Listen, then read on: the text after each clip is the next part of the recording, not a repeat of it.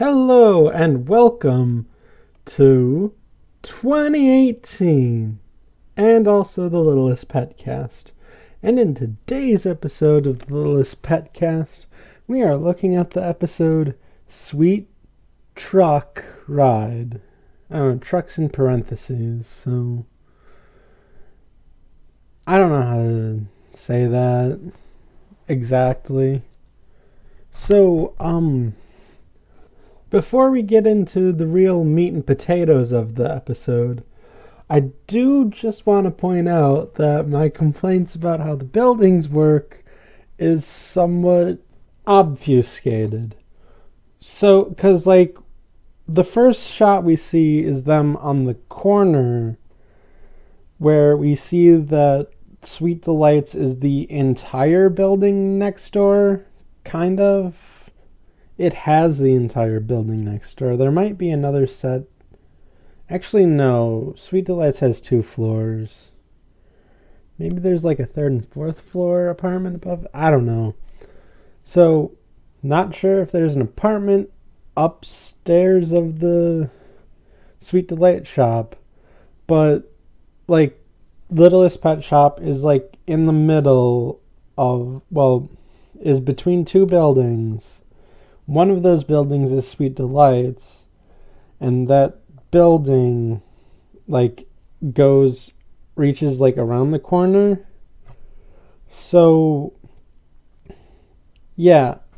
I'm still confused about the whole entrance, because, it's at the back of each shop, which on the Littlest Pet Shop side would be on the street, would be parallel to the street it's on. And on the Sweet Delights shop, it would be parallel to the street it's on from around the corner, I think. I don't know. More temporal space mutant work. So, I should say that what's happening on this corner is that Blythe and Young Me are waiting for Christie to come up in a new car, and they're wondering what kind of car it is. They go back and forth between different ideas about what kind of cool or stylish cars it might be, like a hybrid or a sports car or something. But then they hear a honk, and they immediately know it's Christie. And Young Me asks Blythe to record the car pulling up. And they're excited. And then it turns out it's a sweet food truck. It's a truck that you go around delivering sweets in. And Christie is what do you think of this cool car? But Blythe and Young Me, having hyped themselves up for, a good stylish car, are a little less than impressed. So, after the opening, the pets are on looking at the sweet car and have already forgotten about what happened last time, because they're enthusiastically thinking about eating all them sweets. And you should remember what happened last time. Arguably what happens this time is even worse. So anyway, Vinny says he can smell the baked goods in here, but it's actually Pepper, because she's excited and again pulling off the her different scents, which this has been bothering me. I'm just gonna cut away for a minute to see if they actually produce more than one scent. Okay, so I tried looking it up, but it didn't seem like skunks can actually make more than one different type of smell. But I did learn why they make that kind of smell. And it's to protect themselves from predators, which, I mean, it's probably obvious in hindsight, but it's actually because skunks are like nocturnal and solitary creatures, so they can't rely on like each other to keep out of the way of predators. So they have to figure out how to do it themselves. And, a foul stench from an unsuspecting rear end is the best way to do it. So, okay. So, for all I know, this other smell thing that Pepper and other skunks can do in the show, we'll see those other skunks later probably,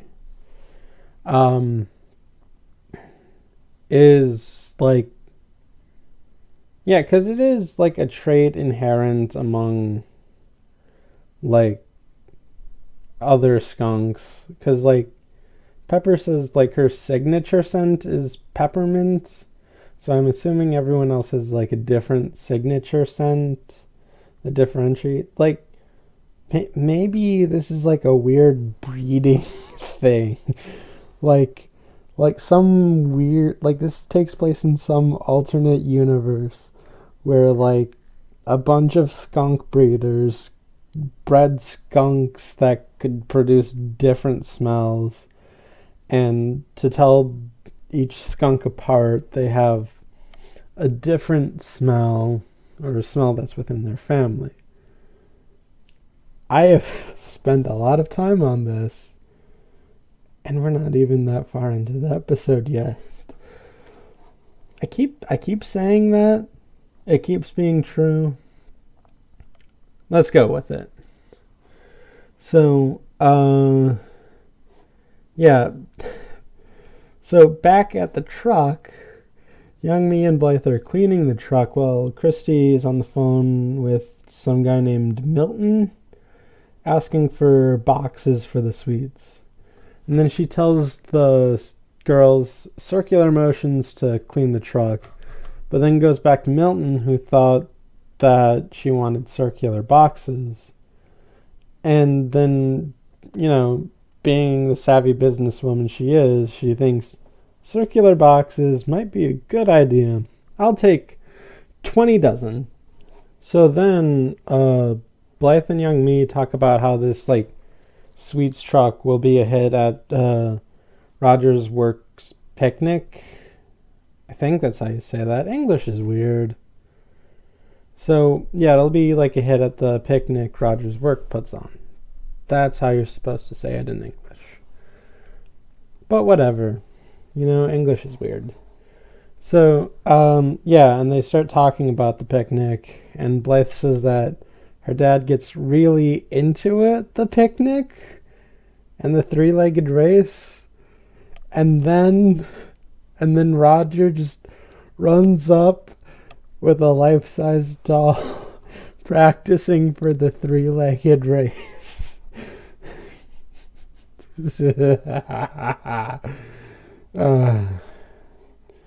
We all love Roger right here at the Littlest PetCast, don't we? Blythe says that he gets maybe a little too enthusiastic about it. So, yeah, he passes by and he stops to chat, and he asks Blythe if she's been practicing.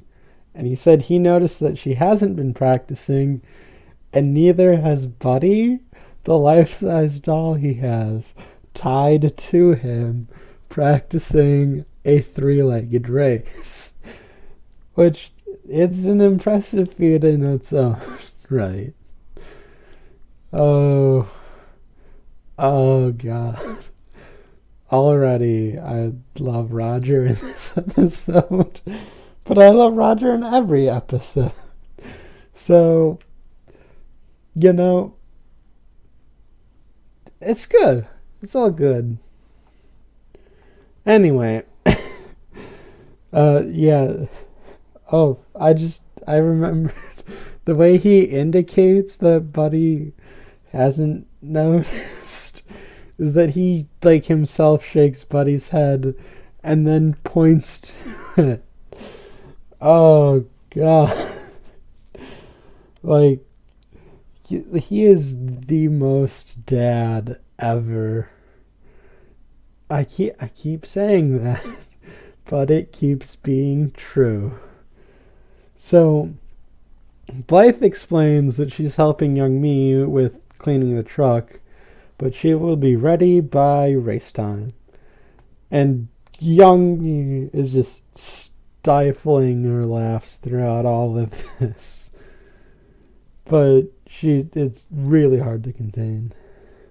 Anyway, Roger says that they're the 6-time 3-legged race champions and that they have a legacy to uphold. And he also thanks Buddy for being his training partner, and then he just runs off. And young me makes a quip about how there's 2 trophies for each leg, and then Blythe says that he keeps the trophies in the kitchen, which of course he does. It's delightful. It is so delightful. So, anyway, in the pet shop, Buttercream comes through the hole. It still doesn't make sense to me. It's a direct hole, and it's not a long distance either. So, I must be missing something. Or maybe it is on the side, the hole, now that I'm thinking about it. Okay, you know what? Let's just forget it. This building actually makes sense when I said it didn't. I'm going to eat those words. Whatever. So, anyway,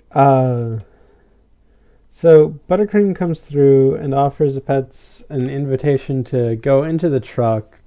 Again, forgetting what happened last time. Last time Lord of the Flies happened, and in Lord of the Flies, there was, in the actual book Lord of the Flies, people died. Luckily, none of you died. But there was a chance of that happening. Especially because you were eating way too much sugar for it to be safe. Especially for pets. So, Russell says they shouldn't, which, good so far, but everyone else rushes at the chance. Okay, Russell, you still have a chance to be good, but then he immediately squanders it by catching up with everyone to go into the thing. So it's safe to assume Russell has not also learned his lesson, and he's supposed to be the smart one. So then Blythe catches them and tries to stop them from going in, and Russell's like, I told them. But no, you were going in there, Russell. You were going to follow them. But then Youngmi says it's okay. They just want to have a look around or whatever. So because it's fine, they go in, and Blythe tells them not to drive it off. And you can almost hear the Always Sunny music playing as a title screen. The pets drive a truck. Pops up. You can hear that. That is there. But young me is confused about this because, she thinks pets are stupid and can't drive. Blythe tries to pass it off as a joke, but young me says that she needs to work on her humor. So So Blythe and Youngmi then go to put like the cleaning supplies away and talk about when they can drive and how like cool it would be. So they're at least under 16. So I know that much. I still don't know if they're 15 or younger than that. I mean, they're not 5, obviously, or 8. They're adolescent. I know that much, but it is really hard to tell like these characters' ages. Back on track, Youngmi is a little disappointed that she doesn't have like a cute, stylish car. But Blythe cheers her up by saying she'd be really popular filling up in a truck full of sweets. Because who doesn't like sweets? Except for, people who don't like sweets. I mean, but most people really like sweets is what I'm saying. There are some, whatever. That's not the point. That's not the point. The point is, Youngmi, agrees and then says that would be a sweet ride and giggles to herself. But Blythe says, I'm not the only one who needs to work on their humor. Which also means the writers need to work on their humor, because that's the entire pun of the episode title. So, in the truck, Buttercream gives a slight tour of the truck by pointing out where all the ingredients are, including sugar sprinkles. Then a cat named Sugar Sprinkles pops out of a drawer and introduces herself as living in the truck. So the pets are all impressed. And then she says, yeah, Sugar Sprinkles, that's my name, don't wear it out. But then she goes on a tangent about how you can wear out a name. And then she goes I do like worn out things. And then the remarks that they're comfy. And then comes to the conclusion that you can wear out her name. This cat is something else. And by something else, I mean completely high. So, you'll see why in a second. So, Penny Ling then just comes up to her and then licks her head, which is covered in sprinkles, because she wants to get to those sprinkles. Not learning her lesson from last time. Whatever. Russell tells her not to just do that, but Sugar Sprinkles is alright with that. And then she pulls out a guitar and sings about the sprinkles on her head while encouraging everyone to lick her head. Vinny doesn't want to, but Sugar Sprinkles convinces him to, and so he does it and then gets a hairball that hits Russell. And then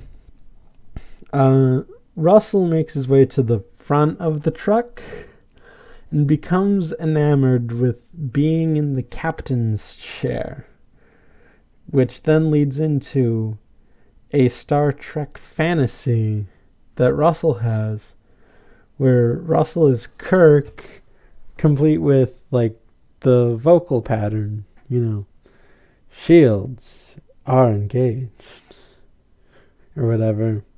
So, and some of the other ones I can tell is that Penny Ling is Spock because she has the ears. Zoe is Uhura with the hair. And I don't know, I thought Sunil was Sulu, but he's actually Scotty and Vinny is Sulu. I only know that because in the fantasy, he calls on the Helms gecko, and when I was looking up the characters to remember, like, some of the names that I just said, I read that Sulu was the helmsman, so I don't know, like, it's not the weirdest reference that, like, the Littlest Pet Shop has done. I mean, I haven't seen Star Trek, but I'm sure, like, a good amount of people have, and have shown it to their kids. Probably. I don't know. So, the whole gist of the fantasy is that they are under attack, and the attackers want them to surrender, but they're not going to surrender, and the ship just keeps getting hit. Then Russell says to deploy the shields, but is so lost in his fantasy where, like, he does it himself, but instead of the shields, he goes to press the chair recliner of the driver's seat.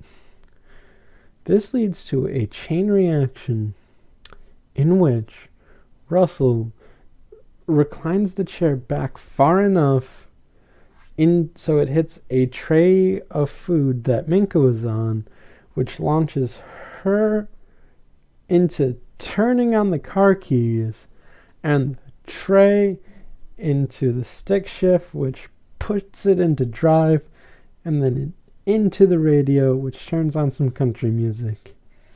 Vinny then line dances because he can't resist dancing to any kind of music, and then steps on Sugar Sprinkle's tail.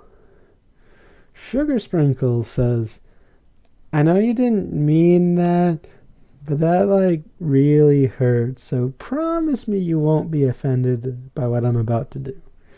Vinny, like, confusingly agrees, and then Sugar Sprinkles thanks him before screaming in pain and running off.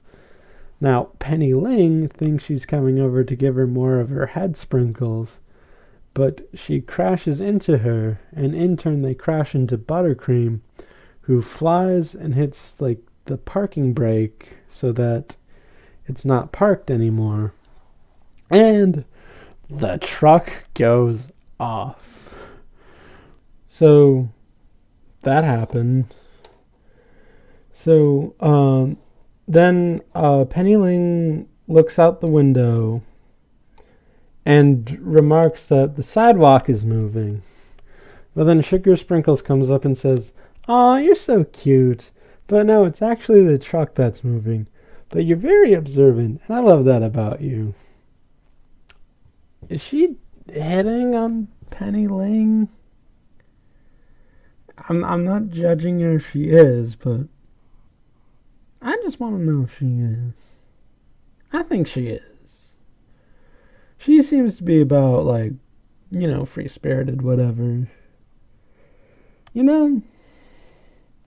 Not saying that all people who swing that way are free-spirited, but, you know, she seems to be whatever. Anyway, Sunil freaks out, but Russell calmly asserts that the truck can't be moving because no one is driving, but then he freaks out as well. So then Blythe goes outside and sees that the truck is missing. She investigates and she sees the truck barreling down the road and wants to go and stop it. She then sees a girl on a bike, and then we cut back to the truck where everyone but Sugar Sprinkles is freaking out. And Sugar Sprinkles is not only not freaking out, but she says, "We're all gonna laugh about this someday." So the truck, like, just barrels down the street, causing a bunch of near accidents. Not actual accidents, mind you, but near accidents. Everyone either, like, drives off or is out of the way.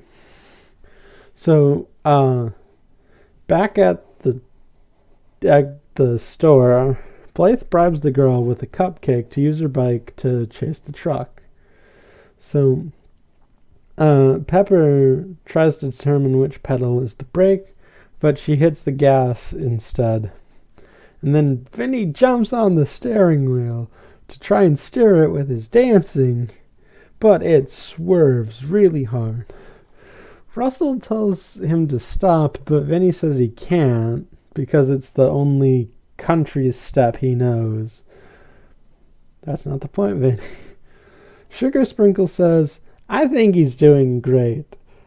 Follow your cowboy dreams, Vinny.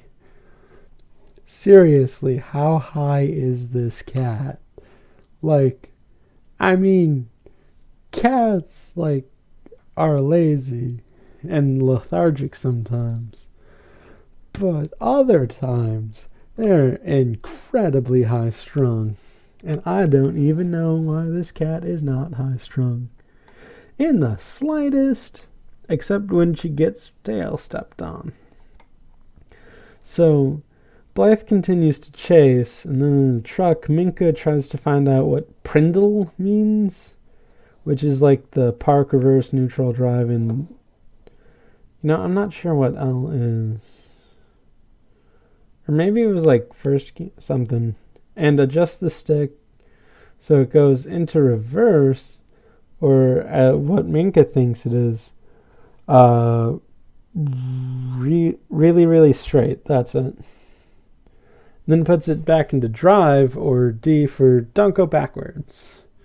So Zoe and Pepper try to get Penny Lane to help them push the brake down, but Penny Lane thinks it's something else, but then they just drag her into it. So then Blythe finally catches up with the truck, gets in, buckles up, slams the brakes, and hits the emergency brake, and the cupcakes fly into the windshield. Blythe is scared out of her wits. And Young Me comes out and notices a lack of Blythe or the truck, and just goes and follows it down. Blythe asks if everyone is okay. She then asks what happened, and then Russell just kind of stumbles through half of an explanation of why he pushed the button in the first place. So then Young Me comes up and accuses Blythe of doing all of this. But Blythe is like, what? No. But then a cop shows up and asks for a license and registration. But when he sees Blythe, he knows she's too young to be driving. And, Blythe tries to say that the animals did it, and almost gives out her secret, but doesn't. So the cop doesn't exactly believe her when she said that these animals are driving or whatever, and then just gives her a ticket. So later in Blythe's room, Roger is interrogating Blythe about what happened, still tied with Buddy. So he doesn't understand why she would do something like that. Blythe tries to explain to him that this is the pet's doing, but Roger can't believe her without a good explanation, which, again, she almost blurts out her secret, but doesn't. And, Roger's, he has, one eyebrow raised, trying to conceive of what happened, how this chain reaction could have happened, or how at least Blythe would have known this would happen. So, without a good explanation, Roger does the hard thing and grounds her. He takes away her smartphone and also bars her from going to the picnic, and also bars her from participating in the three-legged race, which hurts Roger just as much as it does Blythe. Because even though Blythe was embarrassed by Roger running with Buddy to practice for the three-legged race, she loved it just as much as he did. And they're both disappointed. So he tries to walk out, but Buddy gets caught in the door twice, so then he comes back in to tell her she'll also be helping to rebake all the goods that were ruined. He then tries walking out again, but slams Buddy a third time, and then finally goes out and succeeds. He then unties himself from Buddy, sits him down, and says, "I'm sorry this happened, Buddy. This isn't your fault. This is what I mean when I say Roger is the best dad."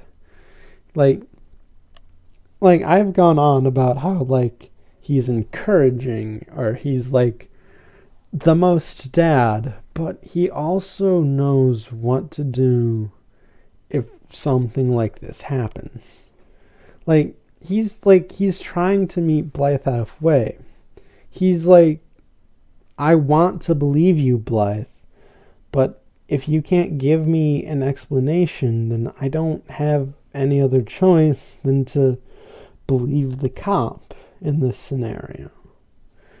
Which, in this scenario, you probably should believe the cop in, because lives are in danger, and it's a renegade car. A renegade truck that probably weighs more than a car. This whole thing was dangerous. This was really dangerous. And if, Blythe couldn't, produce a good explanation as to why she didn't do that, then, he has to punish her for it on top of the ticket.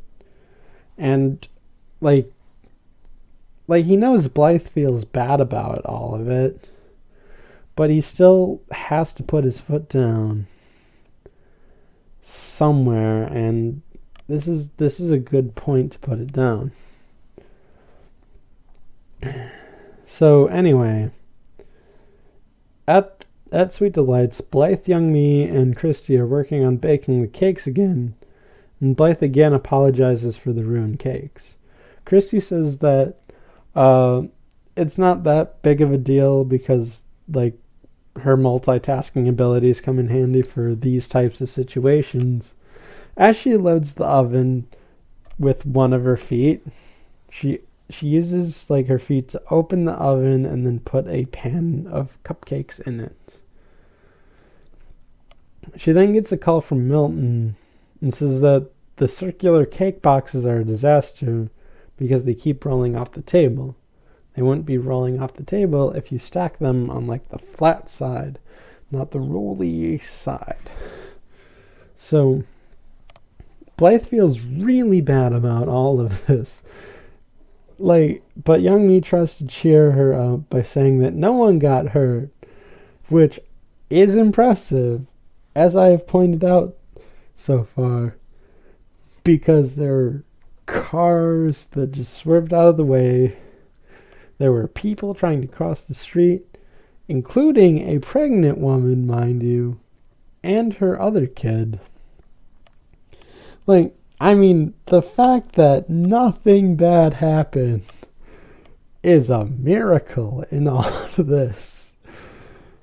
But Blythe is still sad because, she's being punished for something that she didn't do, and she can't, exactly say why to others. I mean, she can. She doesn't want to, because people will think she's weird. But I'd take being weird over attempted manslaughter any day of the week. But she's also sad that she's not going to the picnic and that her dad is mad at her and all of that. So the pets overhear all of this, and they are sad about getting Blythe in trouble. and want to help. Their heart's in the right place. And then Russell comes up with the idea to recreate what happened and record it. That is the worst idea. That is a terrible, terrible idea. Why? Why? Like, there is, like, an obvious flaw in all of this. And I don't even, like, how... It, like... I mean, okay, to be fair, I'm not sure what I would come up with. But I would make sure that that didn't happen.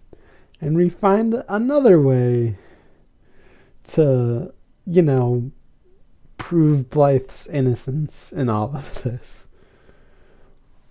So, the pets are all in for it. Zoe says that they're going to make a movie. So, what they need to do that is access to the sweet truck again, which, since they're not the culprits, they aren't probably barred from it. And Blythe's phone.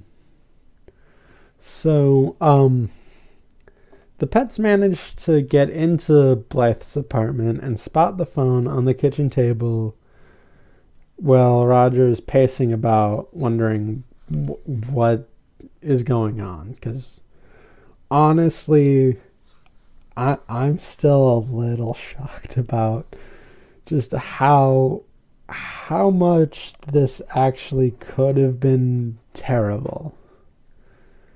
So, they have to figure out a way to get the phone without Roger spotting them.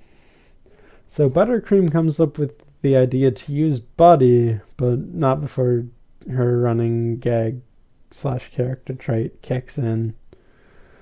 So then Roger is looking at all of his three-legged race trophies, and they're all different, which is weird. I only saw 3 of them. Maybe like the other 3 are somewhere else. So anyway, Vinny, Sunil, and Minka go in, lift up Buddy, but then drop him because Buddy's kind of heavy. It's like a sandbag. And then they get out of the way. Roger sees Buddy on the ground and lifts him up, wondering what's wrong. After having like a moment with Buddy about what happens and what's going on, like he's like, Buddy, you can speak to me. And then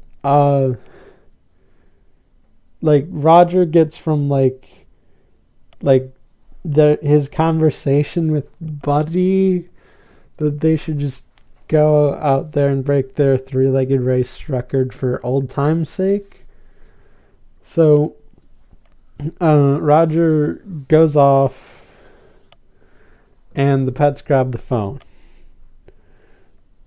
Roger really needs an actual friend.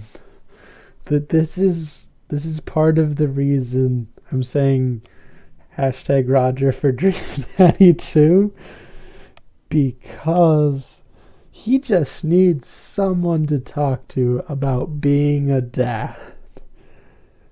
And if that means having to date another dad, I mean, he doesn't have to date another dad if he doesn't want to, but at least talking to them about what his daughter is doing, or just making bad jokes, or, you know, stuff like when it gets really serious, he doesn't have to resort to talking to a bag of sand with a face on it.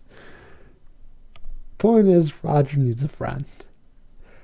Anyway, so the pets enter the truck, and Sugar Sprinkles asks them kindly not to drive the truck again. So Russell's like, oh, don't worry. We're just going to recreate everything that led to the driving off happening and record it this time. And he also tries to get everyone ready. I will reiterate, this is a terrible plan. So, while everyone's getting ready, they want to get ready in their own way. While Russell is trying to tell them that they need to be in the exact same places, doing the exact same thing. Zoe wants to wear, like, a better outfit. Vinny wants to do a mamba instead of a line dance. And Pepper wants to pratfall. But Russell has to remind them that this has to go exactly like it did beforehand for this to work. I do not know which is dumber, this plan or them messing up the plan like all of this. So Russell tries to set up the camera on the phone but accidentally calls Christie before hanging up. And then Russell finally gets the camera to work and calls action. But then, like, it plays out like a blooper reel where, like, Vinny messes up and falls off the steering wheel. And then Zoe is wearing a dress and, like, goes out, but it gets torn on a spring or something. And then, like, Minka's tail blocks the shot. And then Pepper says the wrong thing and she and Zoe have a laugh about it. Russell is frustrated, but Sugar Sprinkles is again like, oh, we're all going to laugh about this someday. And he's so frustrated, he throws his microphone. And that sets off a slightly different chain reaction, but it gives off the same end result. Except now, Russell has it on film and feels good about it. But then, Vinny points out that the truck is moving again. And when everyone notices this, they all start freaking out. Except Sugar Sprinkles, who's just saying, are you feeling a weird sense of deja vu? 'Cause I'm feeling a weird sense of deja vu. And so, as they're barreling down the street again, Roger runs up with Buddy and sees the truck pass by, saying, if I didn't know any better, I'd say that was the Sweet Delights truck. So then, when it actually passes, he chases after it for a bit, and then takes the same bike from the same girl and rides off towards the truck and manages to pull up and get himself into the truck. And when he gets off the bicycle, the bike veers off and just explodes for no reason. And then he does the same thing. He buckles in, puts on the brake and the emergency brake, and stops the truck again. And all of this happens while he's tied up with Buddy. This man is impressive. So then the same cop shows up and gives him a ticket as well. So then at the park, Roger is viewing the video and explains that this is why pets can't drive. That is a severe understatement. So then we see Roger and Blythe make up about like he's sorry that he didn't believe her, but it's no problem. And then Blythe does Buttercream's verbal tick, But anyway, and they're prepping for the three-legged race. So meanwhile, Christy and young me are serving the cupcakes with half the frosting on them as sliders because they slid off the cupcake and they didn't have time to bake anymore because the picnic was soon. So they're both laughing about that, and then Sugar Sprinkles pops up and says, "See, I told you we'd be laughing about it," and then laughs along too. So then the episode ends with Blythe and Roger being set to win the three-legged race. So the moral of this episode is that pets are stupid. They don't learn their lessons from the previous episode about going into some strange place and doing stuff. And they don't learn their lesson by doing the exact same thing but recording it. Animals are just stupid. Oh god. So, like, whatever. With that being said, thank you for listening to the first episode of the Littlest PetCast of 2018. Hope you will continue to join me as we go through all of the episodes. And be sure to leave a comment or review on Shout Engine, on Apple Podcasts, on the Google Play Store, and wherever else RSS feeds go when they are running away from an out-of-control truck. Okay, so with that, I will see you next time for the episode Helicopter Dad. See you then.